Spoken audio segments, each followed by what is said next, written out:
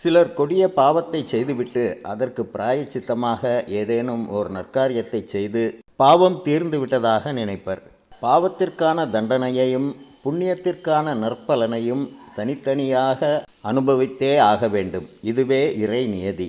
பாவச் செயலுக்காக செய்கின்ற பிராயச்சித்தங்களால் தண்டனையின் கடுமை ஓரளவு குறையுமே ஒழிய முற்றிலும் தீராது. புண்ணியமே செய்து வாழ்ந்தாலும் கூட புண்ணியத்தின் நற்பலன்களை அனுபவிப்பதற்காகவும் பிறவிகள் பெருகும். பாவத்தின் தண்டனையை மனம் உவந்து அனுபவித்தும் புண்ணியத்தின் நற்பலன்களையெல்லாம் சிவார்ப்பணம் கிருஷ்ணார்ப்பணம் என்று அர்ப்பணித்து தானம் செய்தும் வாழ்ந்தால் பூஜ்ய நிலை கிடைக்கும். இதுவே மகான்களின் நிலை.